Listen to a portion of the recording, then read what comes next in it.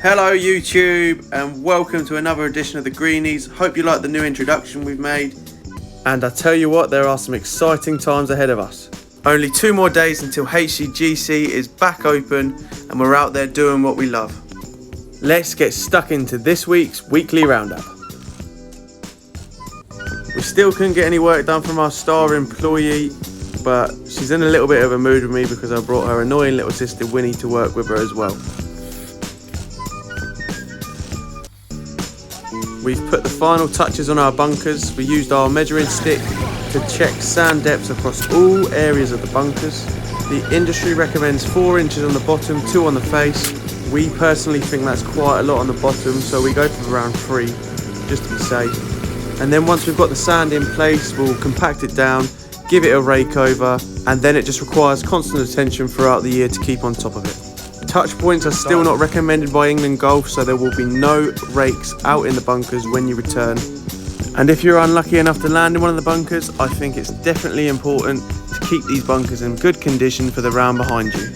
Here's 3 quick and easy steps that you can follow in order to keep the bunkers in good condition after you've played your shot. 1. Use your foot or club to level out the sand and remove as many of the imperfections as possible. 2. Keep sand movement to a minimum. Too much sand movement will make the depths inconsistent and unlevel until they are raked the next day.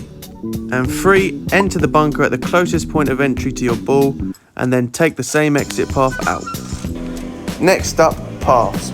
This is an area I think we've struggled with as a club. The harsh weather in combination with the amount of tractor blowing we have to do eventually leads to a lot of low points and potential ankle breaking situations.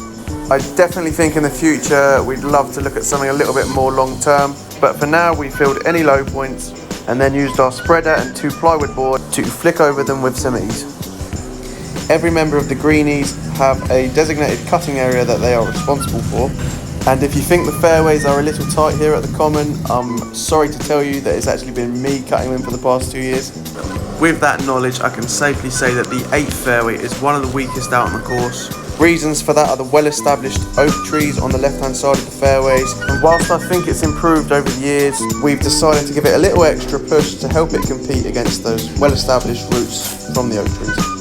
So we've decided to core it and then overseed it by hand. You can see little Bobby, the bulldog, helping out Mick, and then apply a little bit more granular to selected worn areas, as well as some walkway areas that just need that little extra push to help them recover better.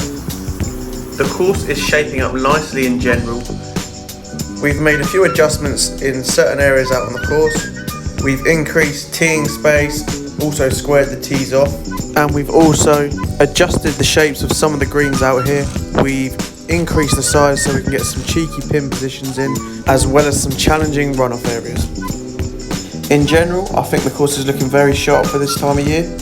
It's been a tough winter. We've had some really challenging weather and the course has definitely taken a beating, but things in general are looking great. There's definitely still some worn areas, and even with the slightest bit of rain, it can get boggy quite quickly. We've done everything in our power to get the course back up to scratch, and even though we've been on 50% staff for quite a while, the last 3 or 4 weeks the team have worked super hard to get the course looking sharp for reopening. There's still a long to-do list to get done, but things are shaping up really nicely. And a special thanks to all the gents that came out and helped divot the fairways last Wednesday. It's such a good job to get ticked off the list, and a massive thank you to the guys that came out to help. You'll notice when you return there's some areas that are just not quite up to scratch yet. These just need a little bit longer to recover.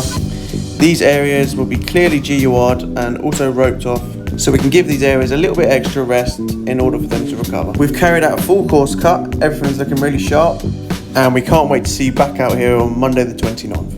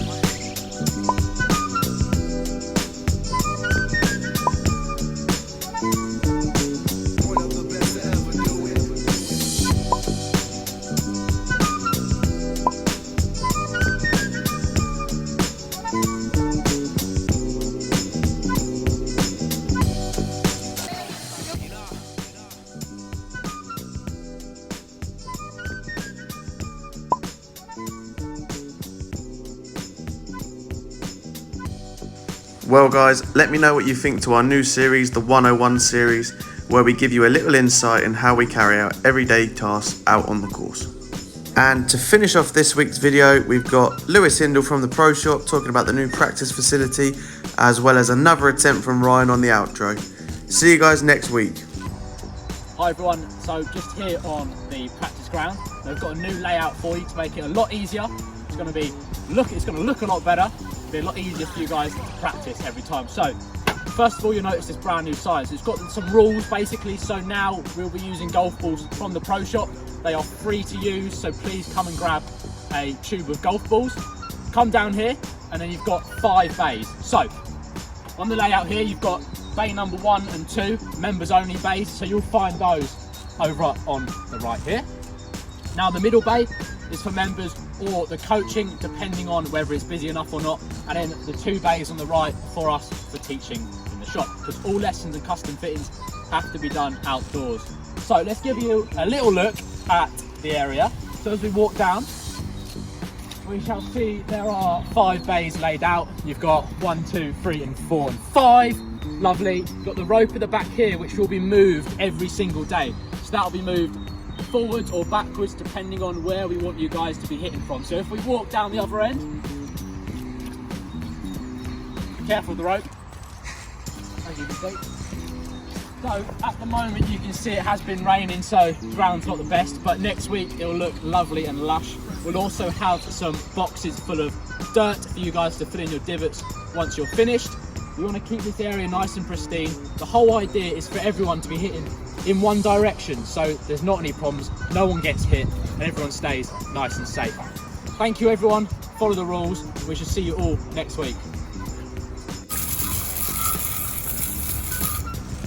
Thanks for watching this week, guys. Make sure to like, subscribe, and remember, take one, baby.